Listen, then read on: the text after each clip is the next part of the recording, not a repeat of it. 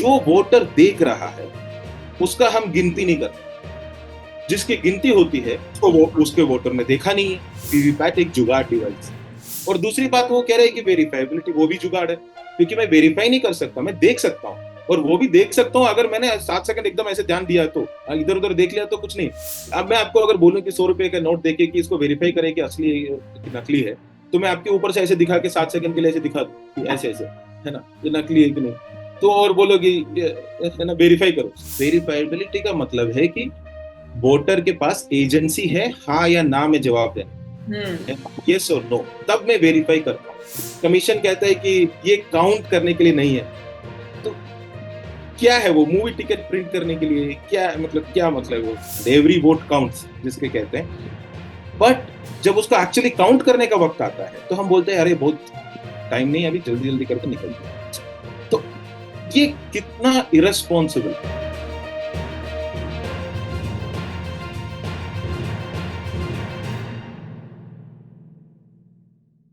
Hello, नमस्ते, आदाब और सत श्री अकाल। एक्सप्लेन एक्स में आपका स्वागत है और मेरा नाम पूनम अग्रवाल है। आज हमारे साथ जुड़ रहे हैं कन्नन गोपीनाथन। कन्नन गोपीनाथन एक आईएएस ऑफिसर हैं जिन्होंने एज एन इलेक्शन ऑफिसर 2019 के लोकसभा चुनाव में पोलिंग बूथ में भी ये स्टेशन थे।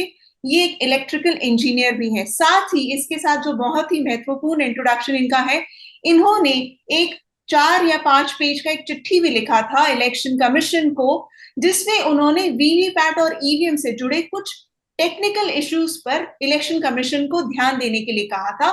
और उस चिट्ठी के बेसिस पे इलेक्शन कमीशन ने एक कमेटी का गठन भी किया था जिन्होंने उस पर इंक्वायरी की थी। So Kannan ji, thank you so much for joining.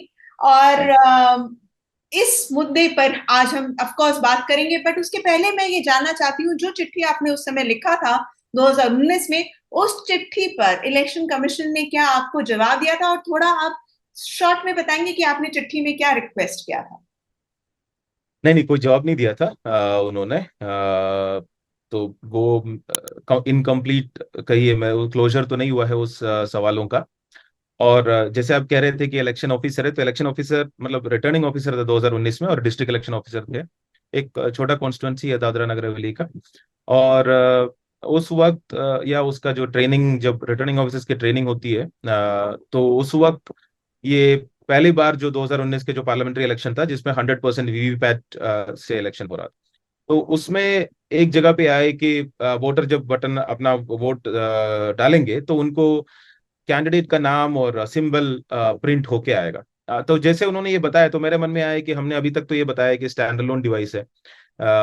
तो स्टैंड अलोन डिवाइस में कैंडिडेट का नाम और सिंबल कैसे हम अपलोड करेंगे, है ना? क्योंकि कैंडिडेट को खुद को नहीं पता होता कि 15 दिन पहले उनको टिकट मिलने वाला है कि नहीं, वो मारामारी में रहता है। तो इतना छोटा टाइम में हम कैसे ईवीएम को बता रहे हैं कि हाँ, यह इस कॉन्स्टिट्यूंसी में ये प्रत्याशी है या उम्मीदवार है, ये कैसे बता रहे? तो वो एक सवाल था, वो मैंने उस वक्त पूछा था तो उन्होंने बताया था कि वो आप चिंता मत करिए, इंजीनियर्स आएंगे और अपलोड कर लेंगे। तो जब उन्होंने कहा कि अपलोड करेंगे तो मैंने बोला कि अपलोड तो कोई और डिवाइस से करेंगे, तो वो डिवाइस क्या है और उस डिवाइस क्या हमारे कस्टडी में रहेगा, किन की कस्टडी में रहेगा, उनका क्या मतलब सेफ गार्ड है, वो सारे सवाल आए। और जैसे ही अगर दूसरा एक डिवाइस आ जाता है सीन में, तो हम जो कह रहे थे कि स्टैंडअलोन है एक, वो तो खारिज हो जाता है। तो ये जो प्रोसेस है उसमें क्यूरियोसिटी था। एंड उस वक्त मुझे समझ में आया कि एक लैपटॉप होता है, वो लैपटॉप इंटरनेट से कनेक्ट करके वो स्टैंडर्ड सिंबल डाउनलोड करता है, फिर एक वीवीपैट जनरेटर से वीवीपैट शीट बनाता है, और वो वीवीपैट शीट जो है एक दूसरा डिवाइस होता है जिनको हम सिंबल लोडिंग यूनिट कहते हैं, उसमें डाउनलोड करते हैं, और फिर वो एसएलयू जो है, सिंबल लोडिंग यूनिट या एसएलयू, हर एक वीवीपैट को कनेक्ट करते हैं। और तब हम कनेक्ट करते हैं जब कौन सी वीवीपैट और या कौन सी ईवीएम कौन सी बूथ में जाने वाला है, ये जानकारी होने के बाद दूसरे की कौन प्रत्याशी का जो सीक्वेंस है कि कैंडिडेट सीक्वेंस है, पहला कौन है दूसरा कौन है, ये जानकारी मिलने के बाद, ये दो जानकारी और इलेक्शन डेट कब है, ये तीन जानकारी मिलने के बाद हम एक डिवाइस जो है इन कनेक्ट करते हैं। वो दो डिवाइस जो कि कभी रिटर्निंग ऑफिसर या डिस्ट्रिक्ट इलेक्शन ऑफिसर की कस्टडी चेन में नहीं रहता, जो कि इंजीनियर्स ले आते हैं, और इंजीनियर्स जो है इलेक्शन के बाद तुरंत ले जाते हैं उनको, पोलिंग के बाद ले जाते हैं, ना कभी स्ट्रांग रूम में रखते हैं, ना उसका बाद में कोई अकाउंटेबिलिटी, कम से कम आरओ की तरफ से नहीं होता है कि उसमें क्या। मुझे कभी भी ये नहीं लगा कि मैनिपुलेट हो रहा है कोई भी चीज, क्योंकि ऐसा कोई एविडेंस सामने नहीं आया। पर मुझे ये बिल्कुल लगा कि ये वल्नरेबल है, इतना ज्यादा जो ओपेक प्रोसेस है और इसमें इतनी ज्यादा इतने सारे point of failures electronic devices हमने जोड़ा हुआ है कि अगर फेलियर्स होगा भी तो हमें पता नहीं चलेगा कि क्या हुआ है क्या नहीं हुआ है। पर बात है कि ये जो अभी रिसेंट जो केरला में जो भी इंसिडेंट्स हुए थे, जो कि मैं समझता हूँ अभी कि हाल फिलहाल 2-3 दिन पहले हुआ। हाँ। तो मैं समझता हूँ कि बोनाफाइड थे, जो एरर्स के कारण भी हो सकता है, क्योंकि एरर्स के कारण ही हुआ था। पर जो पॉइंट करता है वो एक मेजर डिजाइन फ्लो में है। वो मेजर डिजाइन फ्लो ये है कि वीवीपैट जो है, ऐसा किसी भी सिनारियो में ऐसा नहीं होना चाहिए, जो कमीशन खुद कहता है कि वीवीपैट में जो नंबर ऑफ स्लिप्स है और जो टोटल काउंट जो है सीयू में, इसमें कोई डिफरेंस कभी भी नहीं होना चाहिए किसी भी कंडीशन में, है ना। पर हमने जैसे कि देखा, वो रीजन कह रहे हैं कि बीच में पावर डिस्कनेक्ट हो गया था, हो सकता है स्विच ऑफ हो गया हो सकता है कुछ मैल फंक्शन हुआ हो, कुछ भी हो। पर ऐसा एक डिजाइन आया जिसमें पर्ची ज्यादा था और वोट काउंट कम था। तो ये फिर सवाल उठता है कि क्या ये डिजाइन जो वीवीपैट का, मेरा कंसर्न यही सब थे जो कमीशन को लिखा था उस वक्त तो कि तो कन्नन, सॉरी। ये जो आप कल इलेक्शन कमीशन का जो कल से मेरा मतलब है, जो थर्सडे को हुआ इलेक्शन कमीशन का जो भी आर्ग्यूमेंट सुप्रीम कोर्ट में, उसमें उन्होंने ये भी कहा कि हमने कभी कोई इंसिडेंट हुआ ही नहीं जहां ईवीएम और वीवीपैट में मिसमैच आया। 2019 के इलेक्शन, लोकसभा इलेक्शन में 8 रिपोर्टेड केसेस थे हाँ जी, उसमें। I also remember that 8 cases being reported later. I think उन्होंने ये कहा कि शायद, मुझे याद नहीं एग्जैक्टली पर कि मॉक पोल के कारण था या कुछ बोनाफाइड रीजन दे के वो हाँ, कि मिस, मॉक पोल के वीवीपैट स्लिप्स नहीं हाँ निकाले हाँ हाँ। गए या कुछ वैसा। पर मिसमैच तो मिसमैच है करेक्ट। ना। वजह कुछ भी हो, है ना, रीजन तो सेकेंडरी है। तो इस ये कहना है कि मिसमैच नहीं हुआ, हाँ। या को मिसमैच हुआ था पर उसमें कुछ मैलिफाइड नहीं पाया गया, इसमें अंतर है। हाँ, आपने पूरी हियरिंग सुनी ईवीएम पर, ईवीएम वीवीपैट पे जितनी भी हियरिंग आपने सुनी सुप्रीम कोर्ट में, उस पर आपका क्या ओपिनियन है? आपकी प्रतिक्रिया प्रतिक्रिया नहीं, बताइए। मैंने पूरा तो सुना नहीं है एक्चुअली, पर जो भी पढ़ा था, जो भी उसमें ट्रांसक्रिप्ट आया, कई सारे, मैं एक तरफ तो इस बात से खुश हूं कि इतना डिटेल में कम से कम ईवीएम के प्रोसेस के बारे में डिस्कशन तो हुआ। इससे पहले जब भी आता था तो कमीशन एक एफिडेविट दे देते थे जिसमें कहते हैं कि ईवीएम जो है totally stand alone one time programmable device है और इसमें कोई टेंशन लेने की जरूरत नहीं किसी को, है ना। तो ये एक एफिडेविट जब कमीशन दे रहे थे तो सब लोग उसको मान के चल रहे थे, क्योंकि इतना एक संस्था है जिसका भरोसा, मतलब पूरा जनता उन पे भरोसा करता है, अगर वो ये कहता है तो लोग उनको मान के चलते हैं। बात है कि कमीशन जो ये एफिडेविट है वो पोस्ट वीवीपैट कभी अपडेट ही नहीं किया पिछले 10 साल में। ये प्री वीवीपैट के दावा है कि स्टैंड अलोन डिवाइस था। पोस्ट वीवीपैट जितने भी उनकी जो सिक्योरिटी चेक्स थे या फिर स्टैंड अलोन के थे, जो टेक्निकल सिक्योरिटी एस्पेक्ट्स कहिए या प्रोसेस सिक्योरिटी एस्पेक्ट्स कहिए या फिर फिजिकल सिक्योरिटी एस्पेक्ट्स कहिए, वो सारे में चेंज आया है। ये चेंजेस को ना इंटरनलाइज किया, ना उसके बारे में आलोचना किया, उसमें कुछ अमल किया, ऐसे कहीं पे भी नहीं किया। वो यही बात करते हैं कि हमारा सिस्टम पहले ठीक था, अभी तो हमने एक प्रिंटर डाला है। पहले तो ईवीएम एक कैलकुलेटर था और अभी हमने एक प्रिंटर डाला। तो ये जो प्रिंटर एनालॉजी जो है वो मुझे लगता है कि मिसलीडिंग था बहुत ज्यादा। ये इस तरीके से उन्होंने उसको एक्सप्लेन किया कि हम पहले तो कैलकुलेटर था, अब कैलकुलेटर में प्रिंटर डाल दिया, nothing to worry, everything is okay, go ahead. Which was a very lazy and very जुगाड़ू अप्रोच टू इलेक्शन। बिल्कुल ही एकदम जुगाड़ टाइप कर लिया कि हमने ये कर दिया, अब मान के चलिए।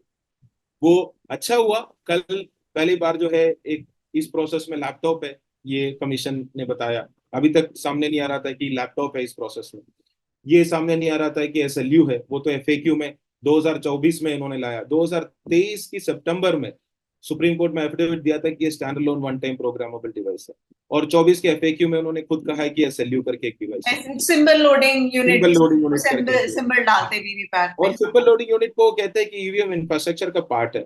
अगर ईवीएम का पार्ट है ऐसा नहीं कह रहा, ईवीएम इंफ्रास्ट्रक्चर का पार्ट है ये कह रहा है। पर ये तो ना स्ट्रॉन्ग रूम में रहता है, ना आरओ की कस्टडी चेन में रहता है, ना उसमें जो कोई भी सेफ्टी चेक्स है वो तो होता नहीं। तो ये एसेंशियली एक एक्सटर्नल डिवाइस है ना। तो ये बात सामने आई। ये और कौन रखता है? एसएलयू कौन रखता है? उनका कहना था कि एसएलयू में सिंबल जब लोड हो जाता है तो वो कहीं पर रख देते संभाल कर। एसएलयू नहीं नहीं, वो तो रहता ही है। जैसे देखो, लैपटॉप और एसएलयू लेके आते हैं और पहले तो वो स्क्रीन में डिस्प्ले करने वाली चीज नहीं था, अभी उन्होंने शायद वो चेंज कर दिया कि स्क्रीन में डिस्प्ले, जो तो जो डिस्प्ले करना है कर लो। पर ये जो दो डिवाइसेस है वो ले आते हैं और कमीशनिंग के दौरान जो है इसको यूज करके शीट जनरेट करके वो करते हैं, अपलोड करते हैं। और आरओ के प्रेजेंस में करते हैं, आरओ नहीं करता। ठीक है, आरओ नहीं, ना वीवीपैट में शीट जनरेट करता है, ना ही आरओ जो है जो एसएलयू से वीवीपैट में अपलोड करता है, क्योंकि आरओ इज नॉट, इसलिए इंजीनियर्स आते हैं आरओ के सुपरविजन में या आरओ की ऑब्जर्व मतलब इसमें प्रेजेंस में इंजीनियर्स करते हैं, ये कह सकते हैं, बिल्कुल कह सकते हैं। पर वो तो इलेक्ट्रॉनिक है, आप यूएसबी मैंने कनेक्ट कर दिया आपके प्रेजेंस में, आपके कंप्यूटर में मैंने यूएसबी कनेक्ट कर दिया, उसके बाद ये कहे कि आरओ के सामने ही तो किया था, इसका कोई सेंस नहीं है, क्योंकि यूएसबी में क्या ट्रांसफर हुआ ना वो देखने से थोड़ी ना पता चलता। और काउंटिंग का जो रिक्वायरमेंट के बारे में जो है कि वीवीपैट स्लिप जो है कि काउंटिंग के लिए डिजाइन ही नहीं था, क्योंकि यही सब हम बहुत टाइम से बोल रहे थे कि वीवीपैट एक जुगाड़ डिवाइस है। तो क्यों कह रहे थे, अगर फुल फॉर्म क्या है वीवीपैट का, voter verifiable paper audit trail, है ना। इसमें दो पार्ट आता है, एक वेरीफाइबिलिटी का, वोटर जो है उनको वेरीफाई करने का होना चाहिए, और दूसरा जो है ऑडिटिंग करने का, ऑडिटेबल ट्रेल होना चाहिए, इसको ऑडिट करना। जब डिजाइन था आपको ऑडिट करने के लिए, है ना, तो आपने क्यों, आप अनकाउंटेबल तरीके से इसको डिजाइन क्यों किया आप, जब इसका मकसद ही, इसका नाम ही यही था कि इसको काउंट करना है, ये ऑडिट करने के लिए बनाया गया। जब ऑडिट का पर्पस ही था तो आप उसको तो वैसे। उसका नाम ही ऐसे ही है ना, नाम ही यही है कि ऑडिट ट्रेल उसको जनरेट हाँ, करना है। तो तो वही आप बोल रहे कि ये तो चिपचिपा है, इसमें वो नहीं हो सकता, तो उसमें फिर कोई प्रोसेस ही है कि नहीं आप स्लिप प्रॉपर निकाल सको। हाँ, सीएजी का ऑडिट लग के केस लगना चाहिए सर, टैक्स पेयर के पैसा बर्बाद करने के लिए। जो डिजाइन इन्होंने बनाया, डिजाइन क्या है इसे। जिस जिस पर्पस के लिए बनाया उस पर्पस के लिए वो यूज ही नहीं कर सकते, तो हजारों करोड़ बर्बाद क्यों किया। हाँ, इसमें करीब 5,000 करोड़ बीबी हाँ, तो क्यों क्यों बर्बाद किए थे, जिसका आप करना ही नहीं तो किसके लिए है। और दूसरी बात वो कह रहे हैं कि वेरीफाइबिलिटी वो भी जुगाड़ है, क्योंकि मैं वेरीफाई नहीं कर सकता, मैं देख सकता हूँ, और वो भी देख सकता हूँ अगर मैंने 7 सेकंड एकदम ऐसे ध्यान दिया तो, इधर उधर देख लिया तो कुछ नहीं, तो मेरा जो इस पे एक और बात आ गई, ये ब्लैक ग्लास का जो चक्कर है वो क्या आपके समय में था नहीं, ब्लैक। वो उसमें मेरा थोड़ा डिफरेंट रहा है, मैं मतलब कमीशन के साइड और या फिर नहीं, जो सच है वही बताइए, उसमें क्या जो दिक्कत जो है। जो है वो ऐसा है कि इनिशियल मेरा मेरा जितना अंडरस्टैंडिंग है कि 2013 या 14 में न्यू दिल्ली में भी एक पायलट हुआ था। उस वक्त शायद वो ट्रांसपेरेंट या कुछ ट्राई कर रहे थे, पर उसमें हीटिंग इश्यू आ रहा था या फिर विजिबिलिटी का इश्यू, मतलब वो जो सीक्रेसी का इश्यू आ रहा था। तो जो एक मेजर इलेक्शन जब भी हुए ना उसके बाद, 17 के बाद चेंज हुआ, वो मुझे नहीं लगता। हाँ, वो उससे पहले ही जब भी मेजर इलेक्शन असेंबली इलेक्शन हुए तो वो सारे जो है वीवीपैट के साथ हुए, तब डार्क हमेशा ग्लासेस आ गए। वो जो टिंटेड ग्लास है जो कि उसका लाइट डाल के ओपेसिटी कंट्रोल कर सकता है बट वो। उससे दिख सकता है, स्लिप सही से दिखता है। आपने तो हाँ जी, दिखता है, देखिए ये सब अजम्पशन है, एज पर डिजाइन 7 सेकंड के लिए वो ट्रांसपेरेंट होता है, उसमें आपको दिखने का वो प्रावधान है, तो आप देख सकते हैं, है ना। तो ये एक फिर मैं उसीलिए आ रहा हूँ कि वेरीफाइबिलिटी का भी क्या जुगाड़ होगा। हम्म। वेरीफाई, अब मैं आपको अगर बोलूं कि 100 रुपए का नोट देके कि इसको वेरीफाई करे कि असली है कि नकली है, तो मैं आपके ऊपर से ऐसे दिखा के 7 सेकंड के लिए ऐसे दिखा दूं कि ऐसे ऐसे, है ना, ये नकली है कि नहीं, तो और बोलोगे है ना वेरीफाई करो, तो जरूरत थोड़ी That's है। hilarious. That's a नहीं, I'm हाँ, sorry, like it's a serious issue. हाँ, बट ये है आप ये। ठीक कह रहे कि अगर 7 सेकंड में आप कहेंगे एक नोट दिखा के कि आप वेरीफाई कैसे कर लोगे, मतलब चलिए अब दिखना भी थोड़े समय तक। वेरीफाइबिलिटी का मतलब क्या है, वेरीफाइबिलिटी का मतलब है कि वोटर के पास एजेंसी है हाँ या ना में जवाब देने, हम्म। यस और नो, तब मैं वेरीफाई करता हूँ कोई भी चीज। मान लीजिए यस और नो आप जब कह पाते हैं ना, तब आप वेरीफाई करते हैं। हम्म। आपने इधर देख लिया तो आपकी अज्यूम कर लिया, तो वेरीफाइबिलिटी नहीं आया। हम्म। वोटर विजिबल, वीवीपैट का वी जो है वोटर विजिबल या कुछ ऐसे कुछ आया, तो जो कि ऑडिट भी नहीं कर सकते, हम्म। क्योंकि वो स्लिप जो है चिपचिपा है, स्टिकी है, उसको कर नहीं सकते। तो ये जो एकदम मतलब हड़बड़ी में जो ये जुगाड़ मशीन जो मैं समझता हूँ, मैं थोड़ा उस पर थोड़ा ज्यादा अग्रेसिवली इसलिए बोल रहा हूँ, क्योंकि इलेक्शन एक बहुत सीरियस मुद्दा है, Sure. तो वेरी सीरियस। एंड 5 साल में भारत के नागरिक को अपनी सॉवरेंटी जो है एक सरकार को चुन के उनको देने का मौका मिलता है। Correct. बाकी बाकी जो है पूरा टाइम जो है सरकारी तो एक प्रजा की तरह ही उनको रखते हैं, पर एक टाइम जो है उनको नागरिक का वो अधिकार का वो फील होता है कि हाँ हम चुनते हैं जो भी।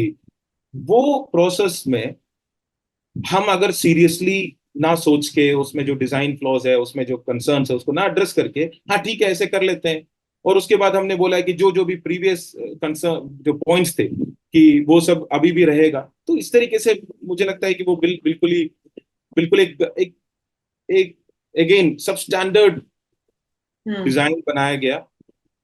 जो जिनकी जो कनेक्शन पोजीशन है वो भी मैं समझता हूँ कि बहुत एक जुगाड़ तरीके से उसको किया गया, वेरीफाइबिलिटी में भी जुगाड़ किया गया, ऑडिटेबिलिटी में भी जुगाड़ किया गया। तो that is not the way we should be conducting elections. Like हम अपने आप को मदर ऑफ डेमोक्रेसी कहते हैं, है ना? तो कम से कम इलेक्शन तो सीरियसली कंडक्ट करो। Correct, correct. तो अब तो कनन, ये ऑर्डर मतलब जजमेंट रिजर्व हो चुका है सुप्रीम कोर्ट का, अब तो सुनवाई हो गई है। अब इतने सारे डिमांड्स थे, कई सारे डिमांड्स थे कि वो स्लिप वोटर के हाथ में आया, वो बैलेट बॉक्स में डाले। जैसे आपने कहा कि वेरीफाइबिलिटी तो वही होती है ना, कि मेरे हाथ में है, मैं चेक करूँ कि ठीक गया है कि नहीं, और फिर उसको डाल दें। हालांकि आर्ग्यूमेंट ये हुआ कि सीक्रेसी कॉम्प्रोमाइज हो जाए, कोई जेब में रख के चला जाएगा। मतलब आई डोंट नो क्यों, अगर मैं वोट करने जाऊंगी तो मैं जेब में स्लिप रख के क्यों वापस घर आऊंगी, आई डोंट ये नो। ऐसा है ना कि अभी हम वोटर पे इतना भी भरोसा नहीं करते कि हम वोटर के लिए सब कर रहे हैं।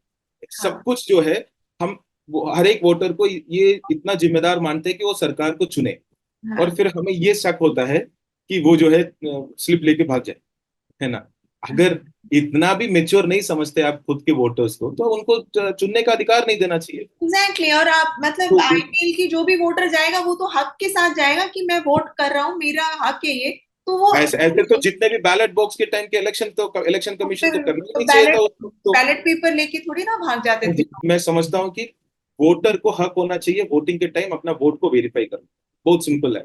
Voter should be able to verify here her vote at the time of voting. और दूसरा जो है, कैंडिडेट को यह हक होना चाहिए कि काउंटिंग के टाइम उस काउंट को वेरीफाई करने का, कि candidate should be able to verify the count at the time of count. ये दो अगर चीज हमने सरेंडर कर लिया, क्योंकि वोटर ना वेरीफाई कर सकता ना। अभी तो वीवीपैट के बाद तो कम से कम VVPAT was a good good step in that direction, but जैसे उसका इम्प्लीमेंटेशन किया वो तो मतलब it just surrendered all the security of the previous EVM and did not bring any benefits. जो वीवीपैट की कोई बेनिफिट्स होना चाहिए उसमें से एक भी नहीं लाया। तो हम वहां पे है अभी। तो वो वेरीफाइबिलिटी नहीं है। और दूसरा जो है, कैंडिडेट तो वेरीफाई कर ही नहीं सकते, क्योंकि मशीन तो है, 10 बार दबाओ वही वोट देगा, उसमें क्या आप वेरीफाई करोगे? तो वो वेरीफाइबिलिटी सरेंडर हो गई। और दूसरी जो बात है, हम्म। जो कमीशन कहता है कि ये काउंट करने के लिए नहीं है, तो क्या है वो? मूवी टिकट प्रिंट करने के लिए क्या मतलब, क्या मतलब है वो? एग्जैक्टली, अगर आप वो तो कह रहे हैं स्टिकी है, थर्मल हाँ, प्रिंटर तो है। नहीं, वो मैं समझ लिया उस आर्ग्यूमेंट का जो है सीरियसनेस। जो वोटर देख रहा है उसका हम गिनती नहीं करते। जिसकी गिनती होती है वो देख नहीं उसको रहा। उसको वो उसके वोटर ने देखा नहीं है। तो ये जो डाइकोटोमी जो लाया है कि दो रिकॉर्ड है अभी। एक जो वोटर ने देखा पर उसकी गिनती हम करेंगे नहीं, जो जो दूसरा जो वोटर ने नहीं देखा उसी के गिनती पे हम रिजल्ट देंगे। तो ये जो है, ये डाइकोटोमी ऑफ रिकॉर्ड्स जो है, ये वेरी वेल कैसे हो? Said, very well said. आपने बहुत सही पॉइंट आउट किया, क्योंकि हमारे पास ये सिस्टम है फिलहाल, इलेक्ट्रॉनिक वोटिंग और बैलेट, दोनों सिस्टम हम इन प्लेस लाए, क्योंकि हमारे पास दोनों फैसिलिटीज हैं, ऑलरेडी एग्जिस्टिंग है। तो अगर ये दोनों फैसिलिटीज आ जाती तो उससे वोटर्स का ट्रस्ट बढ़ जाएगा। And I am coming to that point now, क्योंकि एक ये डिमांड था, दूसरा कि 100% वीवीपैट स्लिप काउंटिंग होनी चाहिए। क्योंकि अब हमें सुप्रीम कोर्ट से एक वो उसी रिलीफ की उम्मीद है, क्योंकि इलेक्शन शुरू हो चुके हैं। अब वो स्लिप हाथ में आना, इंफ्रास्ट्रक्चर सब कुछ इन प्लेस है, लेकिन काउंटिंग में अभी समय है, 4 जून में होने वाला है। तो ये एक रिलीफ, आपको क्या लगता है 100% वीवीपैट काउंटिंग क्यों जरूरी है? और ये पॉसिबल है? क्योंकि इलेक्शन कमीशन का कहना है इतना समय लगेगा, 12 दिन लगेगा, तो ये लगेगा, और एक एक डब्बा खोल के वो पहले करते हैं वीवीपैट का। इस पे क्या कहना है? कमीशन ने खुद कल मेरे ख्याल से सबमिट किया है। जो एक सवाल था उसमें कि 1 घंटा क्यों लगता है कि वीवीपैट का काउंटिंग। तो मान के चलिए कि 1 घंटा लगता है, which is a fairly good. अगर 1 घंटा लगता है, वीवीपैट काउंट करने का रिक्वायरमेंट आता है, तो करंट हमारे पास 14 टेबल्स है एक असेंबली कॉन्स्टिट्यूंसी। हर एक असेंबली कॉन्स्टिट्यूंसी में अगर 14 टेबल्स है, तो 1 घंटे में 14 बूथ हम कवर कर सकते हैं। हर एक टेबल पे 1 घंटे लगता है, तो 14 पैरेलली हो रहा है तो 14 हो सकता है। हर एक एसी में नॉर्मली 200 से 250 सीट पोलिंग स्टेशन होता है। 250 मान के चलिए, हायर है। ठीक। तो अगर आप 250 मान के चले, तो कितना टाइम लगेगा? अब इसमें कोई ब्रेक वगैरह नहीं ले रहा हूं मैं, सिंपल कैलकुलेशन अगर करें तो मैक्सिमम 17 से 18 घंटा लगेगा, 18 घंटा लगेगा ये सारा काउंटिंग प्रोसेस कंप्लीट करना। अब मान लीजिए इसके डबल लगे, ठीक है, 18 नहीं, हर एक उसके बाद जो है आधा घंटा और ले, 1 घंटा और ले, डबल लगे इसका टाइम, तो भी आपका टाइम कितना हो रहा है कि 36 घंटे, 1.5 दिन हो रहा है ना। तो ये 1.5 दिन में आप हर एक असेंबली कॉन्स्टिट्यूंसी का रिजल्ट कर सकते हैं। ऐसा नहीं है कि हमें 10.5 लाख पोलिंग स्टेशन है तो एक एक आदमी बैठ के 10.5 लाख पोलिंग स्टेशन एक एक दिन करके से गिने हुए, ऐसे तो है नहीं प्रोसेस। ये तो मतलब I don't know who we are trying to fool. तो ये प्रोसेस जो है असेंबली कॉन्स्टिट्यूंसी वाइज है, असेंबली कॉन्स्टिट्यूंसी वाइज कितना पोलिंग स्टेशन है, कितना टेबल है, कितना काउंट हो सकता है, कितना टाइम लगेगा, ये तो बहुत बेसिक कैलकुलेशन। ये 12 दिन कहाँ से आया मुझे बिल्कुल ही आइडिया नहीं। ये 12 दिन का रीजनिंग कहाँ से आया कि 12 दिन क्यों लगे वीवीपैट काउंट करने के लिए? ऐसा है नहीं, हर एक उसके बाद जो है पार्लियामेंट्री कॉन्स्टिट्यूंसी का अगर इलेक्शन है तो उसमें साथ जुड़ जाता है और हर एक राउंड का बाहर रिजल्ट आता है। तो डबल भी करे तो 36 घंटे में हो जाएगा। और 36 घंटा क्या है जब 3 महीने का हम इलेक्शन कर रहे हैं। और इसमें मैंने कोई एडिशनल रिसोर्सेज की बात नहीं की इसमें, ठीक है, ब्रेक्स होने होंगे या फिर कुछ रोटेशन की बात आगे होगी थोड़ा बहुत, पर एडिशनल टेबल लगाने का, एडिशनल 50 टेबल लगा दो, 50 उसकी मैन पावर करो, ऐसे कुछ भी नहीं कहा। एग्जिस्टिंग टेबल्स पे अगर वो मॉडिफिकेशन किया जाए जिसमें वीवीपैट काउंटिंग उसको एनेबल करे, वही जो मैन पावर है वही अगर करे तो स्ट्रेच करके भी 18, अगर उनको ब्रेक दे के भी 36 घंटे में हम कर सकते। तो वो जो डिसीजन है, वो कमीशन इसका ना काउंट करने का मतलब क्यों आर्ग्यू कर रहे हैं वो क्लैरिटी नहीं है मुझे, क्योंकि ऐसे कोई रिक्वायरमेंट नहीं होना चाहिए। रिसोर्स हम कितना लगाते हैं, आपने अभी वीडियो देखेंगे कि हम रस्सी पकड़ के ऊपर वोटिंग के लिए जाता है, हाथी के ऊपर जाता है, हेलीकॉप्टर के ऊपर जाता है, ये सब क्यों जाता है? ये सब इसलिए जाता है कि हम उनका वोट ले, है ना, हम उनके जाके बोल रहे कि हम वोट दीजिए, आपकी वोट बहुत इंपॉर्टेंट है, महत्वपूर्ण है हमारे जनतंत्र के लिए, हमें चाहिए।